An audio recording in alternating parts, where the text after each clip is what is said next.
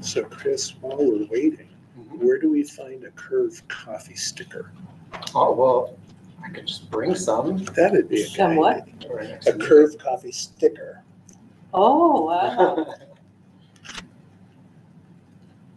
Okay. We are live on YouTube. We are unmuted.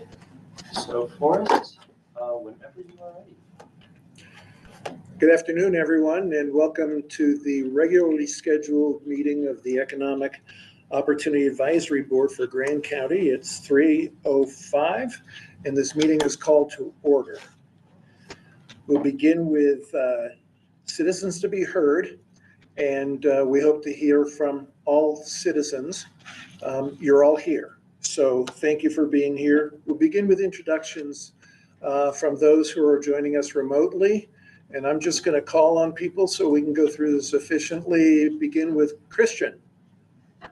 Christian Olson, Senior Associate Vice President. I oversee the USU Moab and Blanding campuses. Wonderful. Glad to have you with us. Jasmine? Jasmine Duncan. I'm a member of this board and the mayor of Castle Valley. Wonderful. Deborah?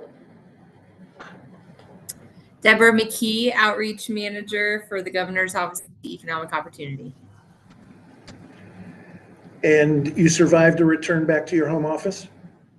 I did. I made it just in the nick of time. Okay, wonderful. Corey?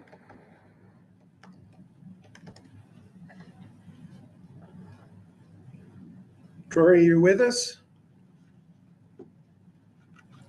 We'll come Hello, back to- hopefully this comes through. I'm traveling to my office from a site visit as well. This is Corey Shirtliff representing the city of Moab as the Community Development Director.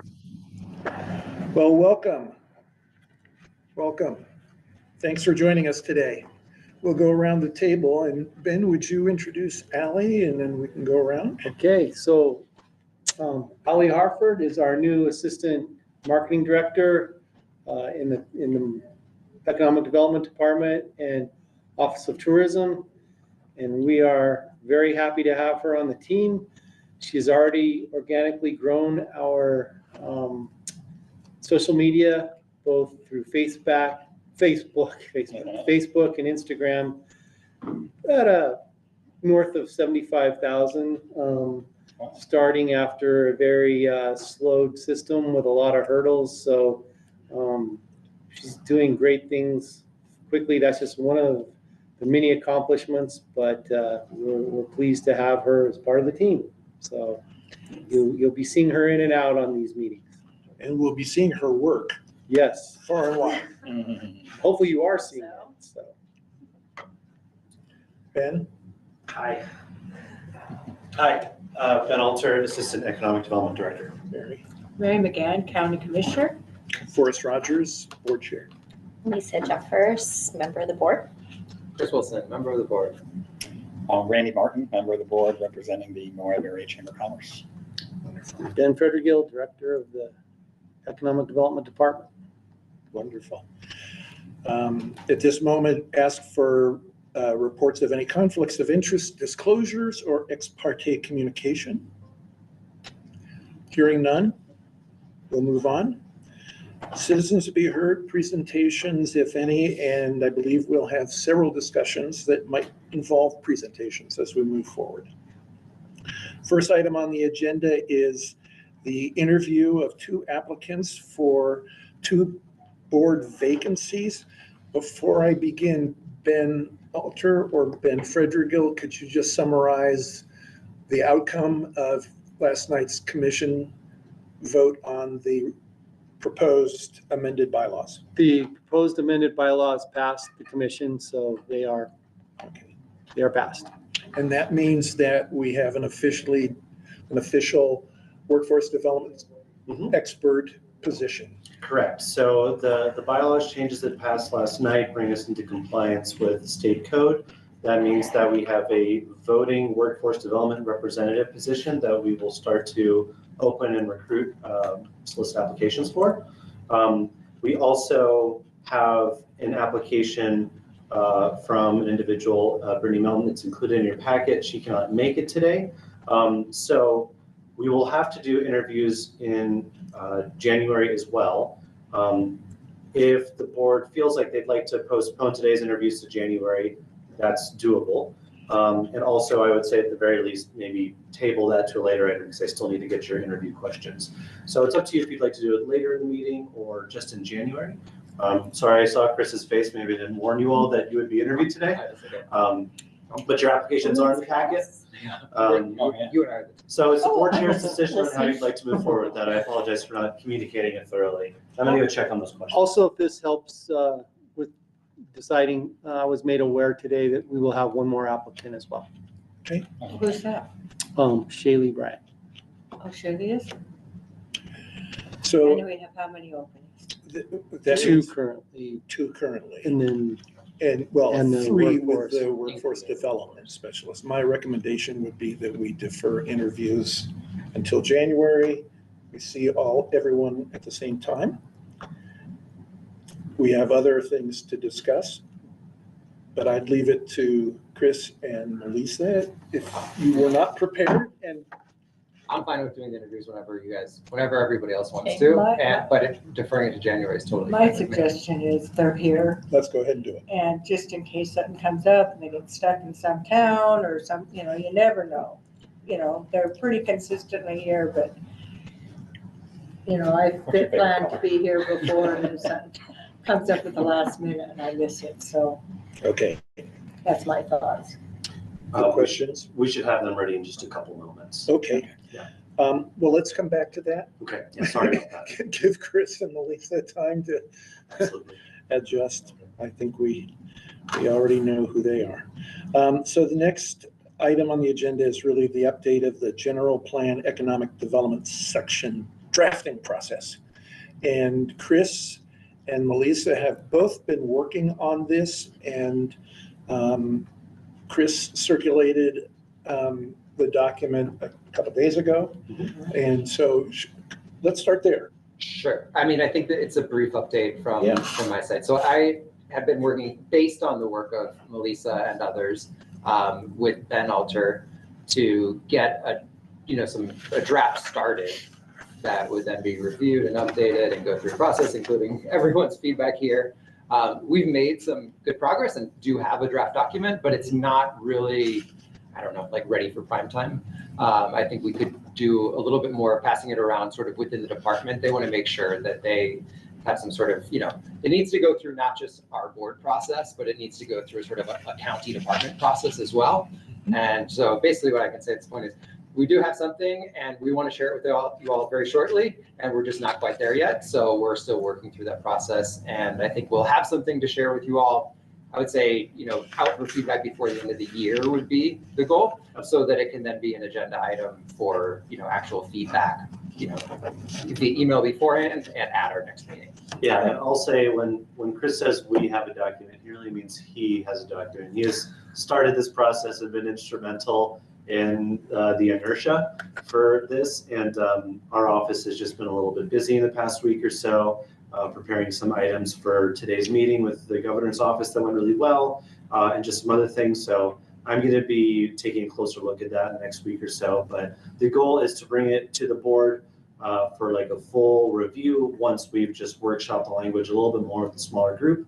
But Chris has been the one on this. And I will be number 2 on it, but I really appreciate it. And yeah, in terms of a county process, I think more than anything, I just want to make sure it's collaborative and that you all aren't doing the whole thing. But yeah, I'm excited. Thank you for getting that going. Yeah, absolutely. And I look forward to sharing with everybody because Yeah, your feedback will be, I wanted just make clear that this is not meant to be a closed process in any way. It's just a matter of making sure that we have things that are sort of ready to receive feedback by the time we do. Absolutely. And you said received by what date? The goal would be to have it out to all of you, to the other members of the board for review before the end of the year. Okay. And it's a working document, It is. edits, comments, et cetera. It's gorgeous. Yeah, I mean, what I shared with you, Forrest, is the working document. I Great. haven't shared it with everybody yet, just Okay. because we're sort of in this smaller phase process still. Okay, Yeah. great. Yeah, I agree with Ben. It's a great start, and you've done a good job of assigning different people some sections of it, so good job. Okay. Thanks for all that work, and thanks those of you who have been helping that. The next item is review of previous board discussions and last meeting's presentation by Melissa. And I think we all saw that. I think everybody was here. Allie, you were here at that meeting, but it was your second day. And Deborah, you had a chance to review that. So I think everybody's had a chance to go through that, and this is an opportunity for you to add anything to the presentation that you made and see if, and ask for help or questions or raise some concerns. Thank you. To be honest, I haven't thought about it since I hit send to Ben Alter. But if anyone has any questions or anything needs to be changed or looked at or whatever, it was designed as a conversation piece for this group. So if it's still a useful tool, great, to help facilitate additional discussion. And if not, then it did its work because it definitely started conversation. Yeah. So what would be helpful to me is how you see these two documents are so interrelated. What would be the natural outcome of the conversations? Do we retain a separate outline, a separate presentation? Do we separate the drafting of language for the county's general plan? What's the way to move forward? Do we move forward with these two different approaches, or is the goal to actually merge them at some point? And that's a question for everybody. I could speak a little bit to it just because I've been thinking about it a lot as I was starting to work on drafting the general plan. And I can tell you that as I was drafting the general plan, first draft, I have opened the previous general plan and Melissa's presentation and the corresponding document that went with it, and some notes from that early workshop meeting that we had on that process, on the general plan process. And so my goal is to incorporate as much of the ideas from all of those and our conversations about them as possible into the first draft of the general plan. I don't know that, the two documents, I don't think they have to be like a 100% consensus reached between the two of them. But there are a couple things that I think as we move forward with the general plan, we'll certainly want to be sort of deciding on. I mean, one of the biggest sort of decisions that around that I think does need to be made at some point, and we can have the discussion after you guys have general plan language in front of you, is the organization, which we had some discussion about last time. Melissa, there was one set of 3 principles in the Trail to Tomorrow. That's the other document I have open in front of me as I'm working on it, right? Yeah. And then a sort of modified version that Melissa came up with, sort of addressing some of the, maybe downsides to the Trail to Tomorrow one. I think I sort of am proposing something that's actually somewhere in between those two, but those are the things that I think we do need to, we will need to have some discussion about things like that. But I guess my own take beyond that is that, I think the presentation is a communication tool and the general plan language is policy language. Right. And they should be derived from the same universe, right, of information, understanding of what we need to do strategically as a county. But they don't necessarily need to fight each other or something like that. Can I add some thoughts to that? Of course. I agree with everything Chris said. This is sort of separate. I think that when we're thinking about the general plan, the Trail to Tomorrow, these are all documents that we're thinking about within the guise of making the strategic plan actionable. That's where the kernel that started all of this discussion a few months ago. When we met for that workshop, and I apologize because meeting minutes would be very helpful to inform these discussions. So I have some catch up to do on that, but you'll definitely have those to review to help inform these discussions. But from that workshop, I did generate a process that I worked with the commission administration and the P&Z department. And I think one of the things that we could discuss and see if it fits in as a document that is generated after the general plan in tandem with it is also an action plan. And I don't know what an action plan looks like. I don't want to over plan folks. An action plan could be as simple as a one-page, this is what we're going to go after, this is what we want to do in 2025. But we did talk about this general plan section seems obligatory so that we can include the Trail to Tomorrow plan within the county apparatus. But then the action plan is basically us taking to the public and to the commission and saying, this is what we intend to do good on in the next few years based on the resources we have.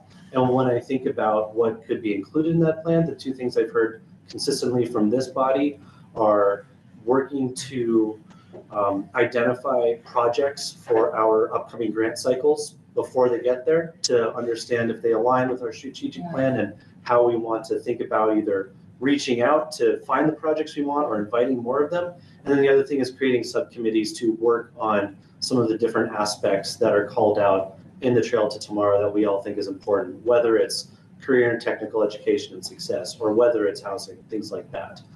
So I think about subcommittees and planning for grants as like two of those things that could be part of this group's discussion of an action plan in the near future. But I want that to jive with this process, so I don't know if that comes after we've got a draft of our general plan or if that's something we want to talk about. I just know that those two things come up consistently, and it might be things that the board wants to start, putting on paper. And I'm glad to share that document again of like the recommended process, but the base goal of it was get the general plan section done that will incorporate the strategic plan as sort of an appendix document, and then also put forward an action plan that says in the next few years, what we want to do, what are the resources we have to do it. That makes sense. It makes sense. Perfect sense. I like it. Hi, Ashley. Thanks for joining. Welcome, Ashley. I apologize for being late. That's okay. You're here. That's what counts. Okay. So you referenced a process? Sure, yes. A summary? Yeah, do you want me to put that on the screen? That'd be great, if you don't mind. Yeah, not at all. Yes, we went over this a few meetings ago.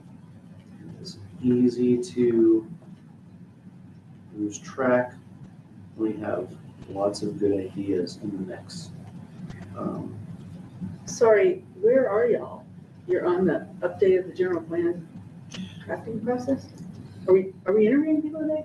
Yes, but not yet. Well, you had to wait. I was We like, had wow, to that was postpone. fast. Listen, Get I rid of did those the people. whole meeting and I'm confused as you are, so we'll just, Okay. like, we're doing Sorry, interviews so today? we're, So on the agenda, Yes. we are in the review of previous board discussions perfect, and the presentation from last meeting. okay. And then with this visual, we can move to discussion of framework for prioritizing action steps and identifying potential projects, correct? Yes. Wonderful. You want to walk us through that, would you? Yeah, absolutely. So I think, we're kind of on step 2 right now. We've spent some time with the documents. Certainly folks in this room are the most, have the greatest expertise that I know and familiarity with our Trail to Tomorrow plan. And so Chris, we were just talking about how Chris has helped us get the draft of the general plan section started. We're working with the documents that Melissa presented and the notes that we have from previous meetings. That'll be augmented by meeting minutes to make sure that all the things we've discussed make it into that general plan formatted document. And then I think that this board will probably be looking at a draft of that in January. We'll probably have it to you before the end of this year, but then discussing it as a board in January. And in step 2 of that second paragraph, we have this prospect to design an action plan. And I think it's up to this board to determine if you think that is putting the cart before the horse. We want to have this general plan under our belts, our general plan section, before we design an action plan, or if we want to talk about an action plan. And again, to reiterate, I don't want to be too planny. There's a lot of plans that we're talking about. I think an action plan is great because we've been talking a lot about ideas, And I feel like in the discussions, a lot of folks, we talk about ideas, we have really good energy, we want to start making good on it. The action plan is a great way to say, this is what we're doing and start doing it. So, in the piece that you guys drafted, that got drafted, and that's been made to look beautiful at the end of our package here, the thing about that piece is that it sets forward some really solid principles of what our economy is about. And one of the problems that we have in government in America today is that there's so much division that the principles, people are throwing out the baby with the bathwater all over the place in so many ways. Like they're missing the point in going for just beating each other up, right?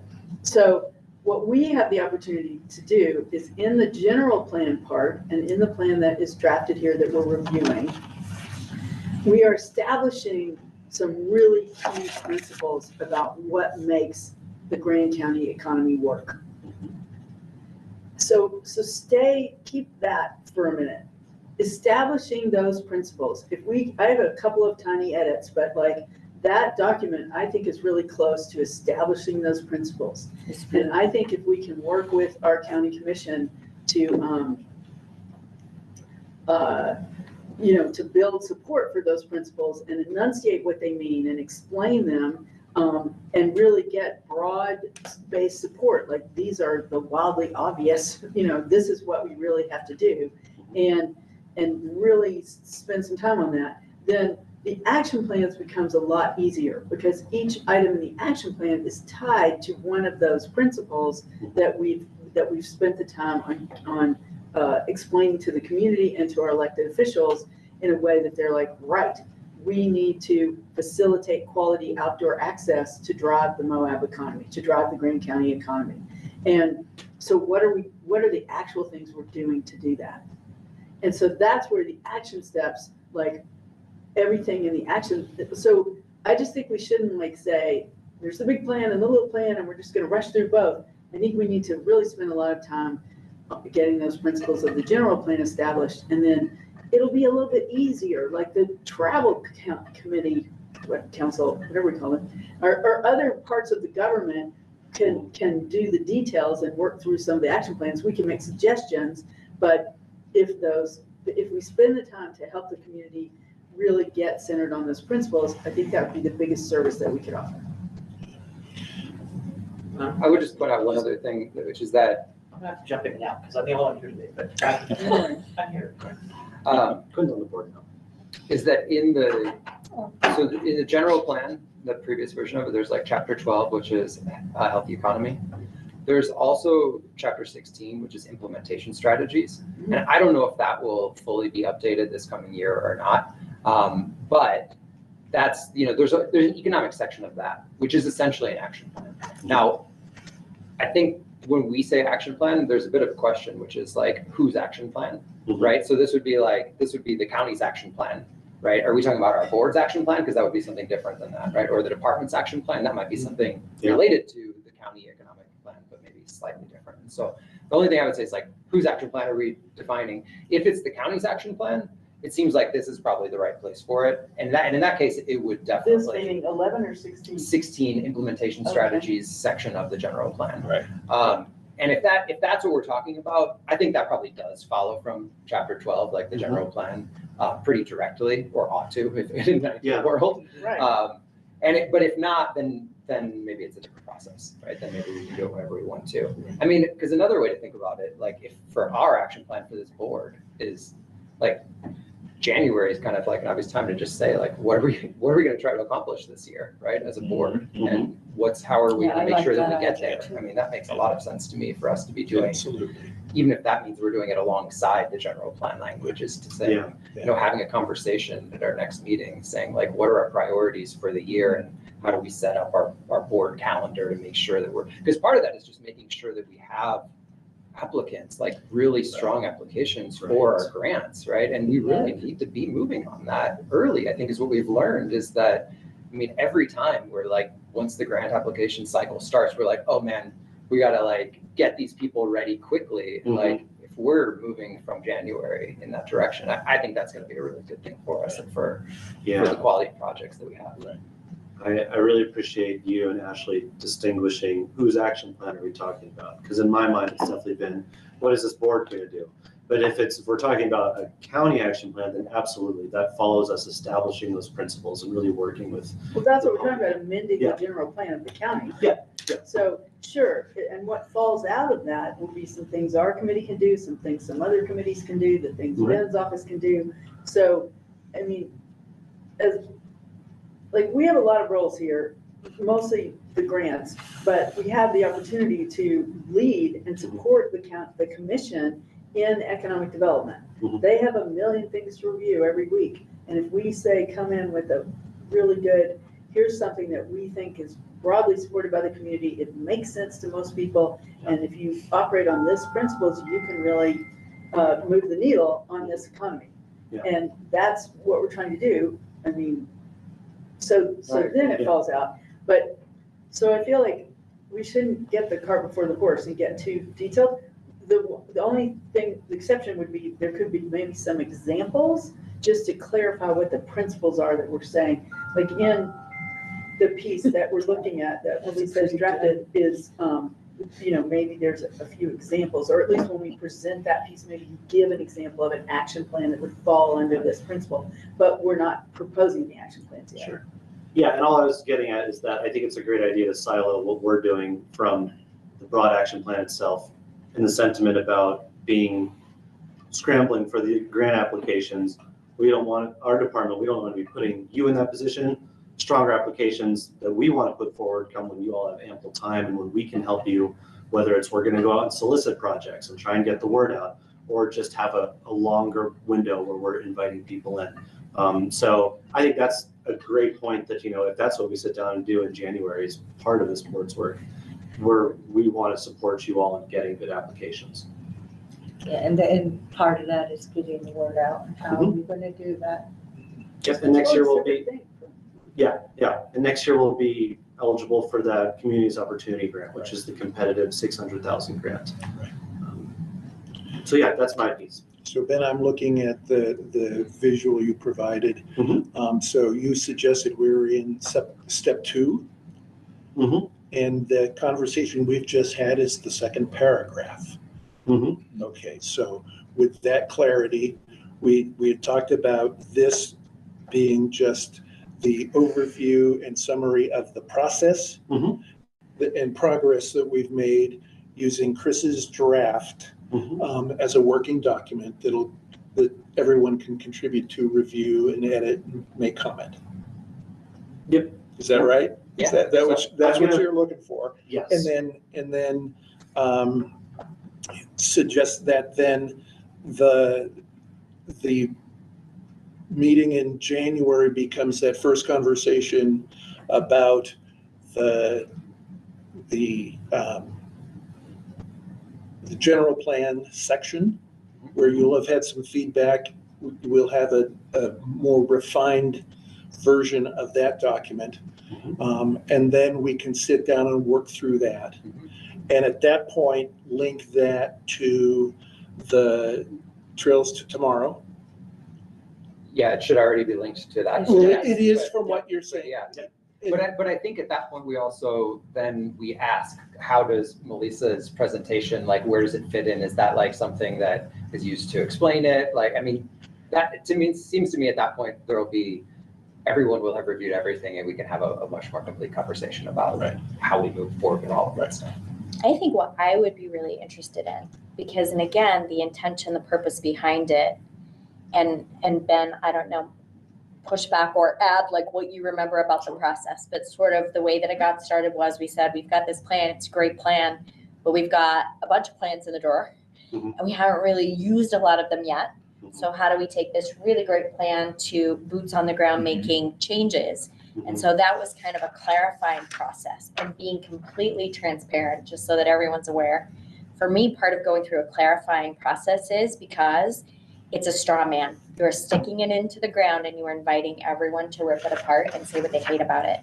So it's kind of like that polarizing thing to be able to say, I disagree with this. I don't think that that's an appropriate statement. I think that's inaccurate, so that we can get to a place where we're all sharing a common, similar set of facts, meaning I don't like this, but yes, I do agree with the group that this is reality, or no, this is not reality, or whatever. So for me, what I was hoping to get out of that is separate, like Chris, you're suggesting, from the general plan approach, which is to say, if we can all agree on this set of facts, then it would make sense that this set of facts would flow naturally into a general plan and then naturally into an actionable set of deliverables.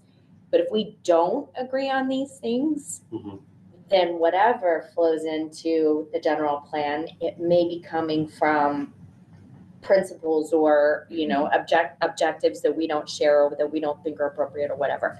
So for me, what I would be looking for out of that document is for people to either say, yeah, for the most part, whether I like things or don't like things, I agree with these 8 things, and I think this 9th thing is wrong, so that we can be sharing that common set of language as we start looking at the grant proposals. And then on the back end, what I would add to that is for this board specifically, because when we talk, I'm kind of just assuming our responsibilities and roles, not necessarily the county's responsibilities and roles, but for us, I would be looking for not only just in the grant applications, but also in working with Deborah and our community resources to make sure that whoever gets those grants are adequately resourced in terms of partnerships, collaboration. We know we've got USU in your pocket. EDD is going to show up to make sure that you're successful, because there are more resources than just the actual funds that come through.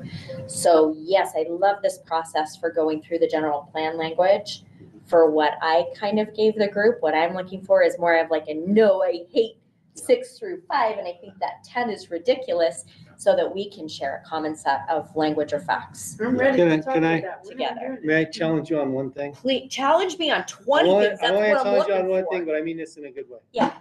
You said it's a great plan, and I think it was a good plan. I think the work you guys are doing on this is making it a great plan. So, and I mean that sincerely. I think we have a nice 40,000 foot level, but there's no one smarter than the guys in this room, meaning you all. And I think taking it to that next level, you're making it a great plan. So I truly believe that. I think all of us together, and I'm going to put this right back in your court, working on some projects that I've had to work on in a volunteer capacity and in a help capacity, I do not think that anyone understands the difficulty and the challenge involved in what you and your department are doing for economic development. This is the most complex. It's like this beautiful environmental ecosystem where everything touches each other, and it's all so complicated. And, you know, for me to be able to walk away as someone who is passionate about business, because I am, man, I am capitalist to the core, and say, I think that our biggest challenge and our biggest opportunity for our economy is housing. That's saying a lot, and it's coming from investigating and looking under 20 different rocks. So when I look at the Trail for Tomorrow plan, like you said, it's great for what it is, which is an outside consultant who's being compensated very handsomely to come in and give some opinions, but the lived experience of everyone sitting at this table in our community understands that the subtle nuances are so much more complicated and complex, which is why I was hoping to give something to say, here's a straw man, pull it apart. You tell me what's wrong with it. Because as you start to get under the covers, there's some really interesting opportunities and some really alarming set of facts. And I would like for us all to be talking about those collectively. So when are we going to do that? It sounds like I mean, a I home. could go real deep into that right It sounds- in a second, but I think you'd be mad at me. Yeah. Forrest. Nobody likes homework over the holidays, right? But if we're going to start 2025 off with a good start, I think it's incumbent on each of us to take a look at the draft that Chris will be circulating and massage it. He hasn't invited criticisms or anyone to tell him this is stupid, but the way Melissa did. But I think this is the time to do that. After our meeting is, I think, on the 15th of January. So, we work through the holidays and the after effects and have that more robust discussion then. And we can both communicate via the document, the shared document that Chris is offering. And then Melissa can have feedback directly. And we can tell her which item of the 10 is wrong. Would it be okay to schedule a breakout session, like a working group session with both these documents, like on the 10th or sometime before the meeting on the 15th, so that we would have, Just another iteration. yeah, just like, And can we reverse engineer something here? So we're gonna go into 2025, so we have 4 quarters.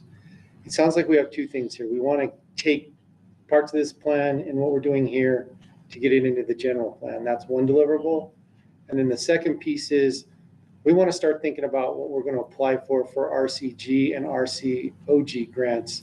So if we could take that work and out of the 2 have the general plan idea, but also start saying, we gotta go do due diligence to say, do we have phase 3 of something we've already done on the opportunities grant, or do we go to something different? Because I know that a lot of these different counties are using those grants to do something that feeds back. Maybe it's an economic study or something, but at least we don't scramble towards the end where we're dividing and we come in like, it'd be great to say, we have so many things on our list, we really have to prioritize.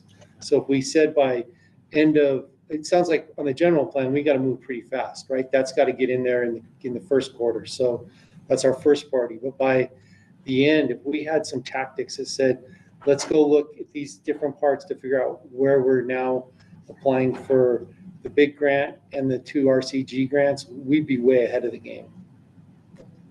Does that sound like a decent idea? It's a good idea. Yeah, and I'll tack onto that. We had great discussions with Deborah this morning, and she offered to give this board a presentation about what other counties do with their rural county grant funds and how we could think about it strategically. So Deborah, if you want to plan to give us that presentation in the new year, I think we'd appreciate it.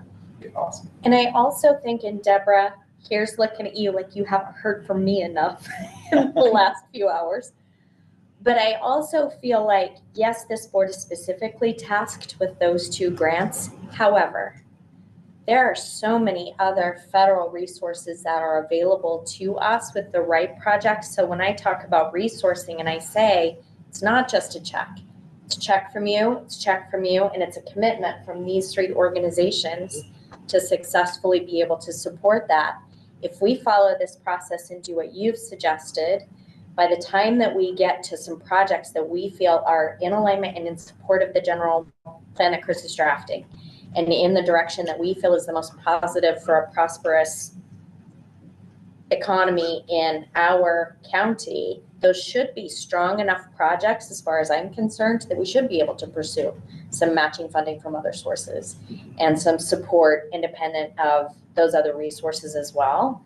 Because if we're going to take some really big, heavy hits and things that we feel are go positive for our community, there are way more resources than just that well. Absolutely. I think we should tap them all.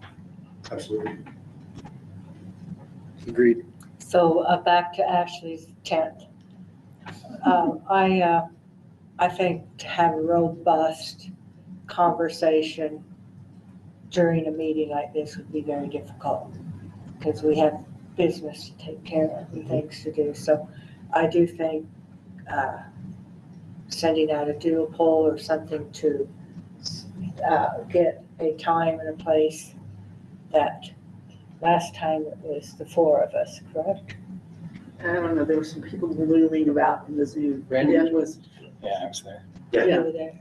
Okay, so anyway, we just have to notice it if it's more than, right? Yeah, I mean, I think we should just notice it anyways. I think there's no reason not to, but we can just not have the usual agenda that we have of meeting minutes and all that thing, so we can just get right into it. Yeah, I'm happy to send a doodle poll and try and do something before our January meeting in the new year. I think that would be really good because we need to get on with this because we've got a lot of work to do on the grant.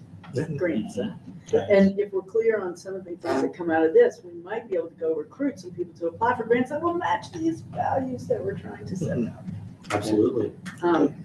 Okay, so, the 8th, the 10th, Do you want me to send out like a doodle poll, like after this meeting, so folks can send me their availability? That's the Yeah, that'd be easiest. That's the easiest. but I'll do it. Okay. But I think right around then, that week, it has to be the week of the 6th. Because, I mean, I guess it could be Monday the 13th, but it's gotta be sort of between the 7th and the 13th, right? Ish, maybe? Why is that? Because the meeting, we're trying to get it done before the meeting on the 15th. Our meeting? Yeah, Are we scheduled on 15? Yeah. It's just not Yes. our normal time, but you're probably right. I don't see it. I don't know It's the why. third Wednesday. It's the third. I apologize. That thought we were was the a last complete Wednesday now. calendar mistake that I've yet to correct just because I changed one of our meetings because we had a special date Right. and it changed all of them. Our meeting cadence has not changed. We're still the The last last Wednesday. Okay. last Wednesday of the Oh, month. I'll change that right now. My Better apologies. yet. no worries. Well, so that means we have the week of the 13th to have this pre-meeting meeting. Totally. So, Yeah, maybe we could use that time even. If it's already on people's well, that's what I calendars. was thinking. Mhm. It's about to evaporate off the Potentially. calendar. But what about 3 to 5 on the 15th as the workshop? I'm free that time. Okay, yay.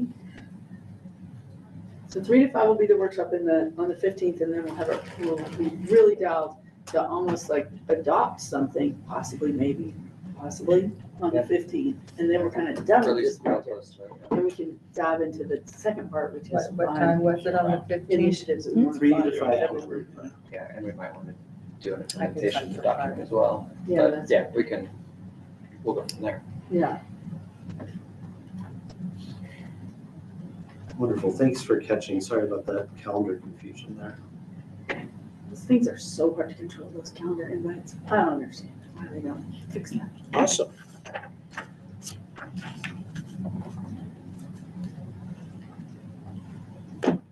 So we've got an action plan that's to review documents, provide feedback, meet here if the space is available on the 15th, 3 to 5. It's a working session.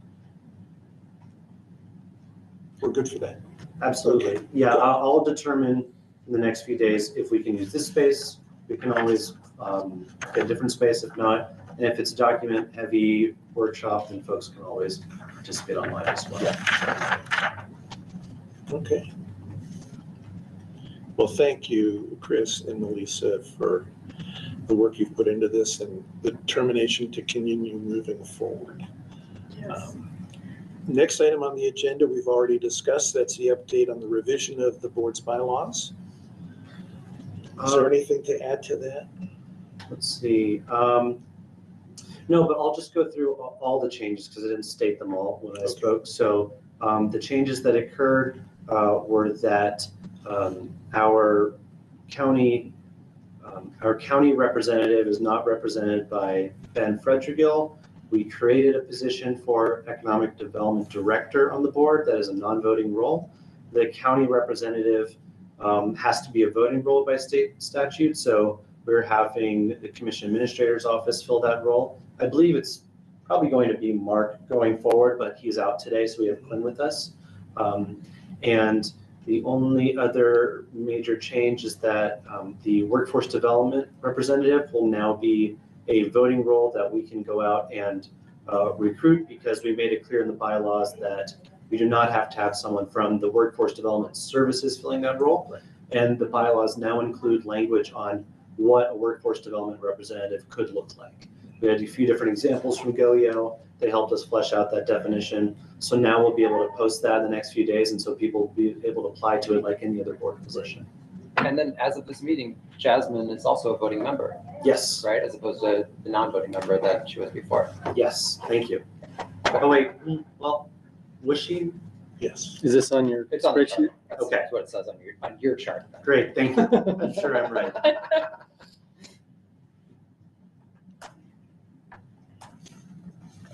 Yeah, those are, Yes, she does vote in the new role. Remind me what the new role is now? She is Representative of a municipality. Yes. Okay, municipality rep. great. Which is, that part's the same. It's just the voting part that changed. Right. We didn't understand before that was voting specific. Now we do. Right. Great. Jasmine, I hope you're excited with your newfound power. So you now have 9 voting positions. We do. So that makes a quorum, how many? 5.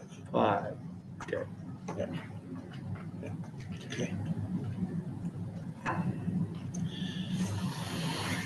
Let's take so the last item on the agenda, I think we've already considered what we're going to be doing in January, and that will set the schedule for the rest of at least the first 2 quarters of 2025.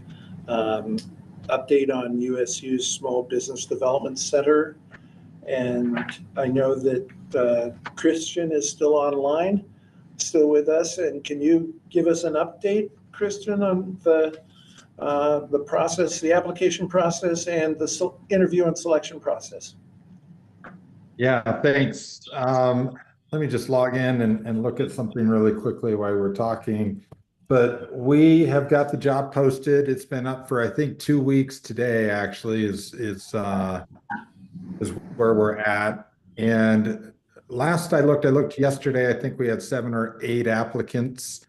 I'm just opening that up now so that I can get an accurate count for the group. 1, 2, 3, 4, 5, 6, 7, 8 we have 8 applicants. Several from the community. There's several from outside of the state of Utah as well. What we'll likely do is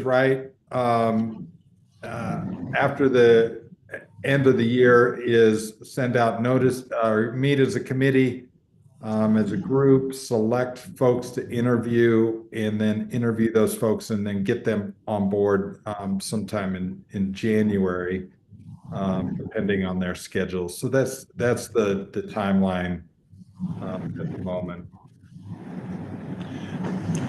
Christian, what's the selection committee? What's the composition of the selection committee? Yeah, let me tell you who's on that group. If you give me one quick second, I can look at that. Myself, I am on that. Michael Finnerty, he's over all of the SBDC for the state of Utah. Tricia Dean, myself, Samantha Campbell, Lacey Shumway, and then Roger Coyle, who's over the SBDC for the southeast corner of Utah. So the primary voice from the community is Tricia Dean? Yep, correct. The county commissioner? And Lacey. Well, they're from the county. We met from the county. Yeah, Is there no one on this board on the hiring committee? I was going And to, are we concerned about that at all? yes, that was the next question. Now that Sorry. Now that I know the composition, we've talked for some time. We talked with Roger about this. We talked with Mike about it, having somebody from the advisory board participating in the interview process. Is that something that is prohibited by the university? Not at all. I'm happy to get on. I'm sorry, Forrest, I haven't been privy to those conversations. So I'm happy to get somebody on the board if you want to let me know who that person is or on the committee, not the board, I guess. If you'll let me know who that person is, and then we'll just get you right on. That's great. Thank you for that. Thank you for that. Trish has been a wonderful advocate for the work of this group. Importantly, she's also spending a lot of time in the parts of Greene County outside of Moab proper. So she's got a good regional perspective and some of the more rural communities. And so she'll add to that process. But I think it's really important for the person coming into that position to understand that there is this resource here that's important to the incumbent, and actually funds it. So, Yeah, I like that. Do you know who that person will be, or do you need some time to discuss that and then just let me know? we'll need to discuss it and let you know and make every effort to get back to you before the end of the year. Yeah, that sounds perfect. Okay. Yeah. With the university, a lot of people are taking time off over the next week, and so we likely won't meet until after the holiday season is over anyway. Okay. Thank you. I think we have a good group of applicants, so I'm feeling fairly confident we're gonna be able to find somebody this go around. So Oh, I hope so. Good.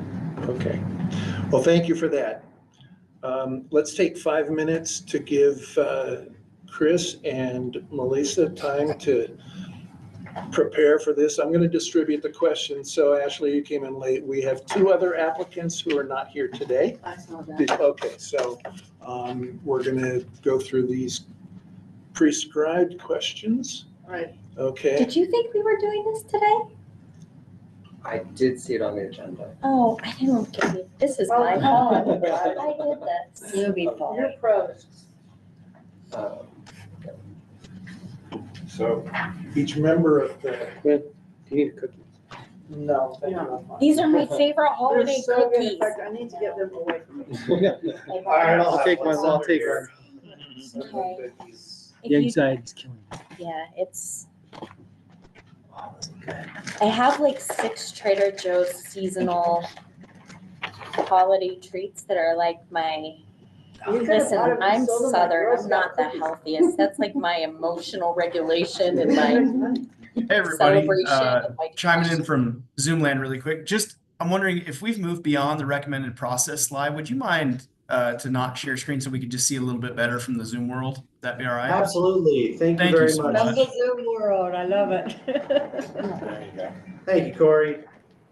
And I'm also going to chime in from Zoom World. I'm going to head out. So it was so great seeing everybody today in person. And Thank you for everything. I'll see you next year, I guess. That's when we get to start saying that, huh? I'll see you next year. Absolutely. Thanks for everything, Deborah. Thank you. Yeah. Deborah. Let me Thank know you. if anything comes up or if you need anything from me. Until we meet again, friends. Also, while we're taking a break here, this wasn't on the agenda, but I just wanted to share with folks, when we met with the Governor's Office of Economic Opportunity today, they gave us these little folders, so you can pass them around, and if you want us to scan pages and send it to you, we're glad to. And these are just spares of the agendas that I had left over, if anyone wanted to take a look, just some brief site tours that we did today. It was a really good session. Deborah and the team were kind enough to come visit us, and I think we had a lot of fun. We were the 24th of their 24 and 24. So Yeah. they saved the best for last. And I think the more we can get state people down here, the better. I mean, I just would really, And I talked to Ryan and said, I come down and I meet with the Office of Tourism people quite a bit, that would make sense. He was very open to us having meetings down there when we're in town. Use the restroom. You wanna start?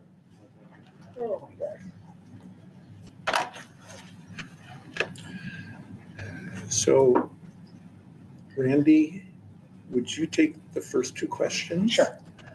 And Ashley, the next 2 questions? Yes, sir. And I'll do the last one. Okay, sure. I just did this for the travel council board as the stand-in chamber member. Oh, Pro. Are the people coming here or we're doing it via Zoom? no, it'll just be Chris and Oh, Lisa sorry, today. There's the other two. Got it. in Got it, January. got it, got it, sorry. Yeah. That's gonna be boring. I didn't know about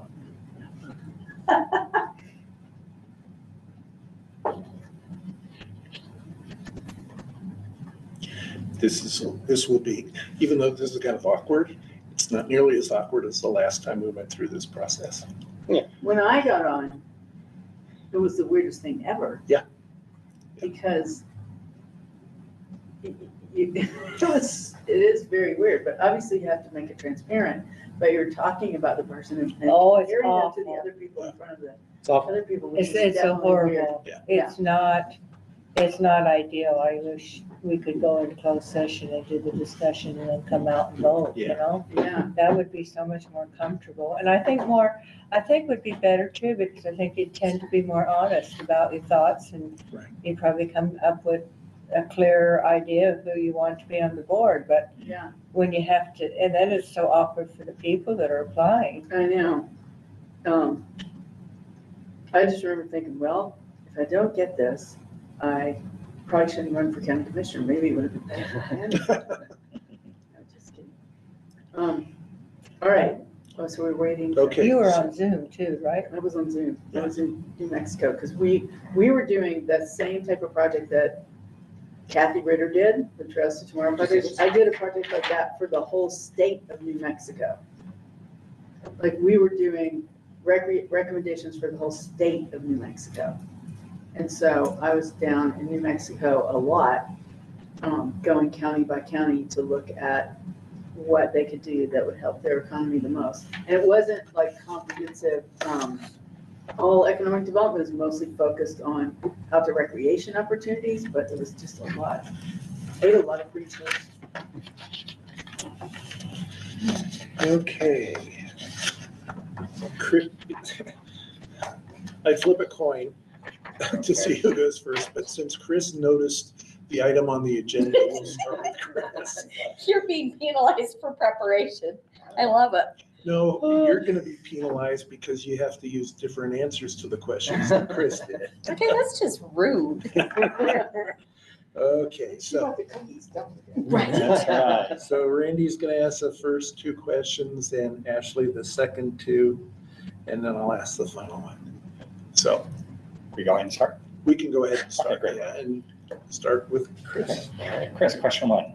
Please introduce yourself. Tell us what brought you to Moab and which community activities are you involved in? Yeah, so I'm Chris Wilson. I think you all know me in a general sense. I am co-owner of Curd Coffee, small coffee roasting company here in town.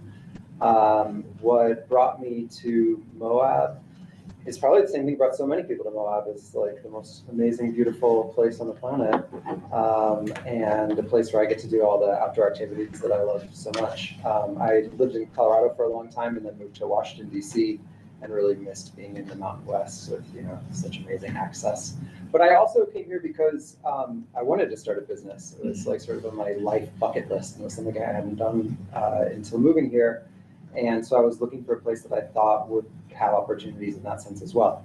And I found a place that has both amazing opportunities to start a business and very unique challenges. But I've loved it so far. And is that it? Just introduction? Community activities are you Yeah. involved in? Well, obviously work on this board, and economic development activities in the county is something that I'm really passionate about. And my business is community activity very much. I feel like it was a really great way. It has been a great way to get really integrated into the community and sort of build up my network and understand so many of the different organizations and other businesses around town. And then I've also just been involved sort of occasional volunteering and collaborating with several of the nonprofits in the Moab area. Right. As well as sort of like outdoor community, sort of supporting different activities in the climbing community and things like that.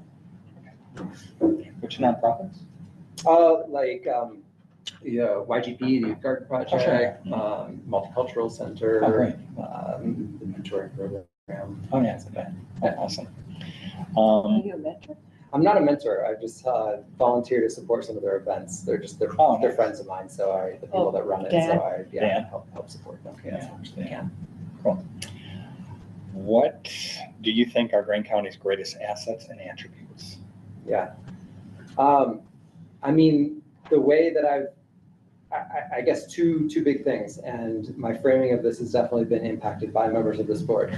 I think that the discussions we've had recently about the primacy of our public lands, which I think was maybe always obvious to me, but it's been put in clearer terms lately.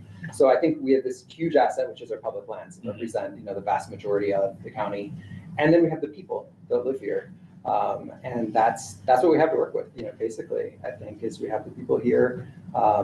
There's a certain amount of infrastructure and other things like that, but it's really like the people in the place. And I think if you think about that, I mean, those are really big assets. Like, we have incredible opportunities because of them, because we have this space that's so special that people from all over the world want to come here to visit and spend money, to live here, to work here. The space is maybe a challenge also in some ways, but it's this tremendous asset. And then we have a community full of people that are bought into that and are here because of that reason. And that makes them really great advocates and sort of protectors of this place, and salespeople for this place as well. Because I think we all sort of have that shared connection to the place that we're in, and that creates a really cool community. Thank you. Yeah. What do you think are Grand County's greatest challenges? Yeah. I think there are some really obvious ones, like housing and workforce. They're sort of tied together, but the shortage of housing is a huge problem. It means that we have this affordability crisis around housing. It means that we can't attract and retain workers in the same way that other places can. And all that is just sort of, those are like key factors that are sort of like broken in our local ecosystem, in our local economy, that need to be addressed. In addition to that, I think that we really need, and it's something we've had conversations about too, but I think we really need better support systems in place for our small businesses and entrepreneurs here. I think that it's something that's just been, it's been lacking for sort of several different reasons over the last several years in particular, but I think it's something, we have a lot of, I see people starting all sorts of businesses. And, I know there are like state-run websites and programs out there that can provide some resources, but I don't think that most people who are starting businesses know about those resources. And I don't think that it's enough to just have a clearinghouse or a website out there. I think that we need to be, proactively engaging folks and offering them support if we want them to be successful here. And especially because, this is a unique place. Like, we're pretty isolated. Like, it's not just any place to start a business. It has its own unique set of challenges. But there are a lot of people who have successfully started and run businesses here, so they know how to navigate those specific things. So, a better system that can connect folks who are, on the small side of business to people who are more established here so that they can learn from them. I think it's all about creating this sort of an ecosystem that would better support our local businesses. And the final thing I would say is, that's a challenge, is the way, one way of saying it is the perception of like over tourism. But what I really mean is that I think that we need to work to have a cohesive vision for economic development, economic opportunity that can be bought in to by the vast majority of people that live in Grand County. And I think there's been some sort of like back and forth and pushback and a little bit of fighting over what that vision might look like and how we might get there in recent years. But I really do believe that it's possible to move past that. But we have to recognize that like that's a challenge. Like, there's a challenge that some people think we're oversaturated and want less tourists, and some people, think that they won't be able to feed themselves tomorrow if we don't have enough tourists, right? And like all of those things can be true at the same time, but we all still have to like come together and figure out an actual path forward that helps the people that live here, have the opportunities that they need. The Anti-False Dichotomy campaign. What professional experience and perspective do you bring to the board?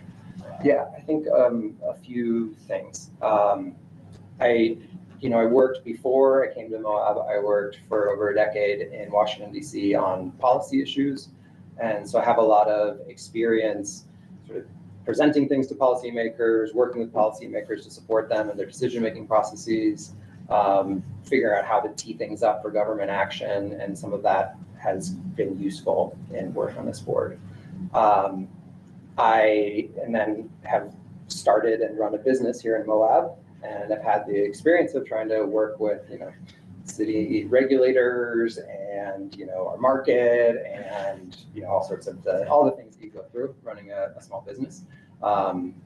And that has proved useful in sort of understanding what, you know, might be needed here. And it's also proved useful in getting to know all the folks that I work with around town, all the businesses that I work with, and being able to just, you know, check in with them on a regular basis. How's business going for you? Because you're like a partner of mine. So that's been really useful. And then I would say also that useful experience has been my experience on this board. And I mean, the reason that I want to remain on this board is because, you know, I feel like we've started, you know, from the time I started work on this board, we started a process to really develop a clear strategic plan. And then there's like a process in place to bring consultants to work on a strategic plan.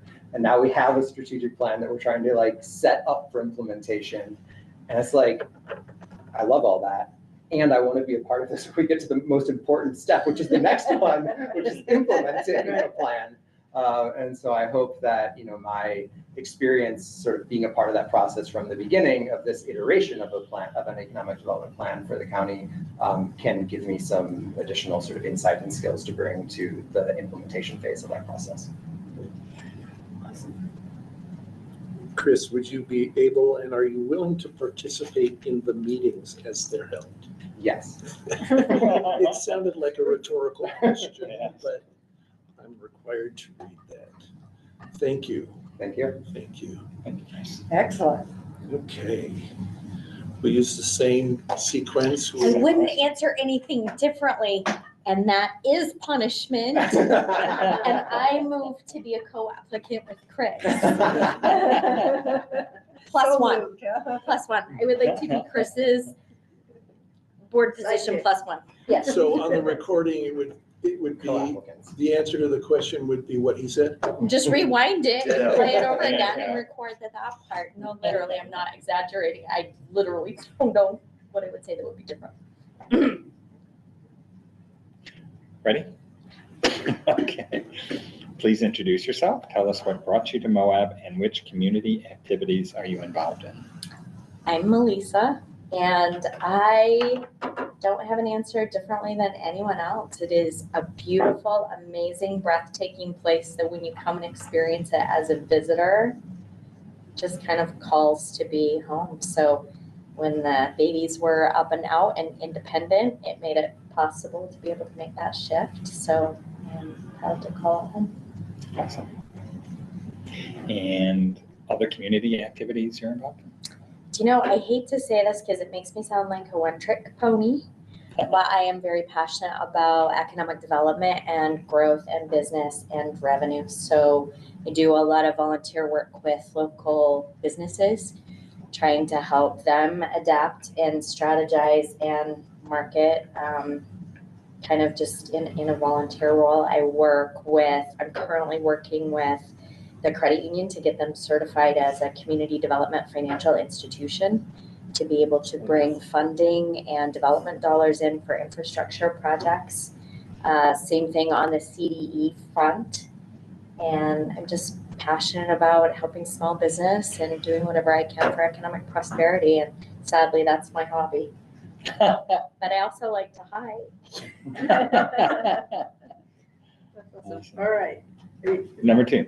Okay. What do you think are Grand County's greatest assets and attributes? Do you know, I think we're all pretty clear on that. So for assets, I think it is our access to public lands. I think that our built infrastructure, our human infrastructure is amazing. So, you know, the hotel rooms that we have and the restaurant assets and all of those things that need to be utilized by any visitors and guests of those public lands, we already have those things built. And that comes at tremendous cost and subject matter expertise, which is our human infrastructure, our EMS departments, and our search and rescue folks, and all of those people that have that specialized expertise and experience and skills in being able to facilitate public land use and recreation, I think are huge. Those are huge assets. And also our people, they're resilient. I mean, it doesn't matter what you've thrown at this economy. I think it's been through 3 different evolutions, and, you know, the creativity and a broad range of folks who have all come in to the community, as well as the people who have been here and have founding members and relatives. I think the people are a huge asset. Thank you. I was almost going to skip question 2, just keep going. Sorry, 3, what do you think are Grant County's greatest challenges? The visitors, I think, again, with that built infrastructure, what happens to it when the visitors are not here during the off season and is sitting, and also solid waste management. I feel like we've got mitigation resources that we're able to use to offset the direct impacts, but there are so many indirect impacts that aren't offset by those funds that we still deal with as a community that are really, really difficult. Like some of those challenges are tough. Things like, for example, we know that in order to have a solid economy and a great workforce, we need kids who graduate from school, and yet we have a tourism industry that will gobble them up in short-term sight to make some money and not go away to college. So I think it's that double-edged sword. But what I will say is, serving on this board and working in volunteer positions and working with businesses, I'm seeing the way that we stitch that together. And I actually think that there's more of an opportunity for us to work with those assets and those resources collectively to be able to solve those challenges, which would lead me to now what I believe to be the biggest challenge is cross-functional coordination and collaboration between the groups in the community. Are we all seeing the same opportunities, the same challenges? Are we all talking about them? And is everyone doing their specific piece to be able to address that? I think communication is probably now what I think is the biggest challenge. Communication with our residents. Whether we like it or not, do all of our residents understand what makes up our economy and exactly what's at stake in our economy? And I don't know that we are. So communication. Good point. What professional experience and perspective do you bring to the board? Professional experience is I've always been a revenue strategist, and I love it. So solving problems to allow the money to flow more freely has been I guess my superpower, what I really enjoy. And I've done that with publicly traded corporations. I've done that in startups. I've done that in consumer retail, and I've done it in, financial products and services. So a deep depth of that. And I think that I'm with Chris on that one too. It takes a while to be impactful on this board because it takes a while to unpack the economy. This is a really complex, interesting place. So I feel like, the last year and a half, to your point, Chris, we've interviewed people and we brought them in. We've got the strategic plan. We understand what we need to do next with that. Mm-hmm. But I feel like probably the biggest asset that I bring to the board is the understanding of that process and where we are in that process, and then the continuity to keep moving that forward.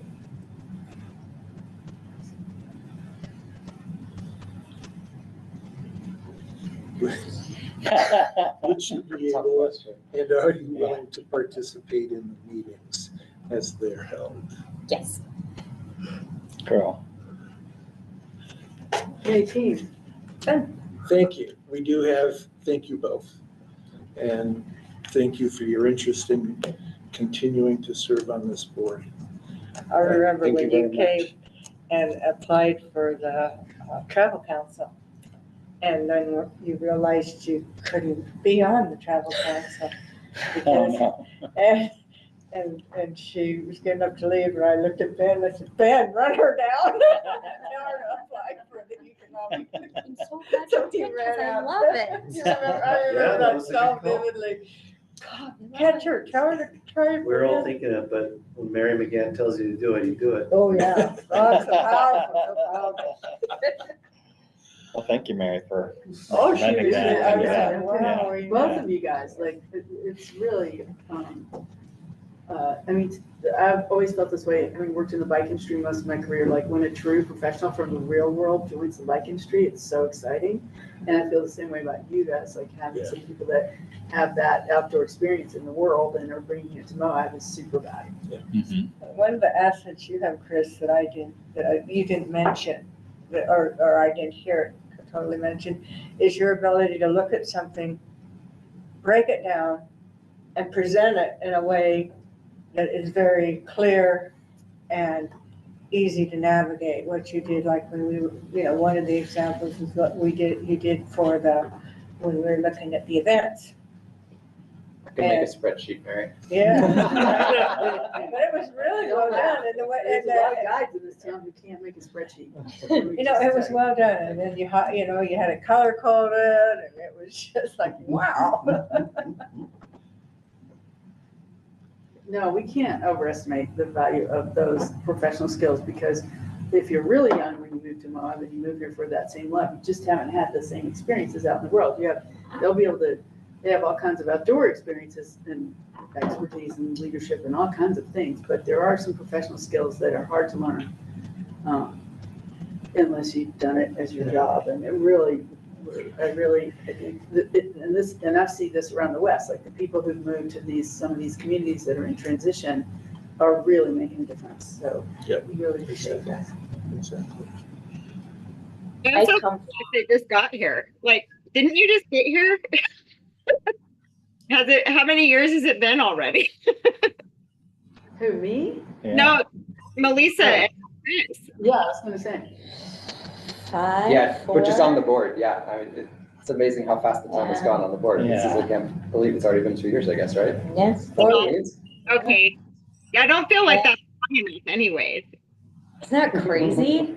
I have to say too, just for this board, because it's really interesting, we talk about the challenges and opportunities for us as a Gateway community, but I was born and raised in an aspiring Gateway community that doesn't have the resources to do what Moab did. It's actually the sister park to Arches National Park, is where I come from in Scott County, but they're sandstone covered in trees in the forest. Where is this? It's in Scott County, Tennessee, on the Kentucky border. Yeah, wow.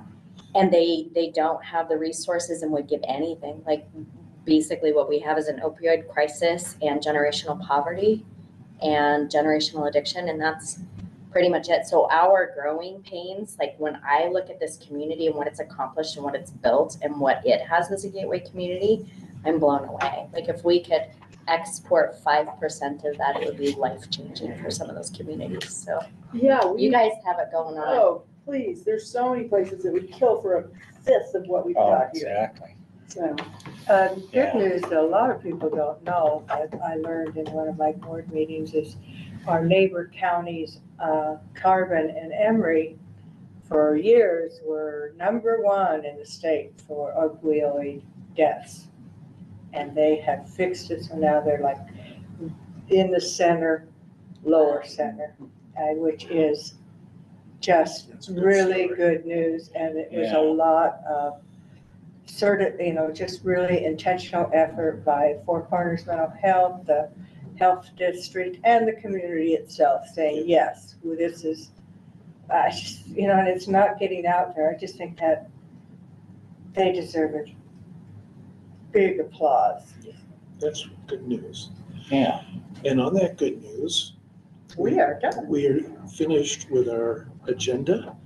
We are adjourned. We can continue to converse. We've got some homework assignments, and we'll interview the other 2 candidates hopefully at the January 22nd meeting. Okay. But we will convene here or at a location that Ben Alter determines on the 15th at 3 o'clock. Great. We are adjourned. Thank you all. Thank you. Thanks, everybody. And I will send a link to everyone as soon as we have that workforce development representative position posted on our county, but feel free to start letting folks know that that's a new open role that we have on this board. Thanks, Forrest. Thank you all.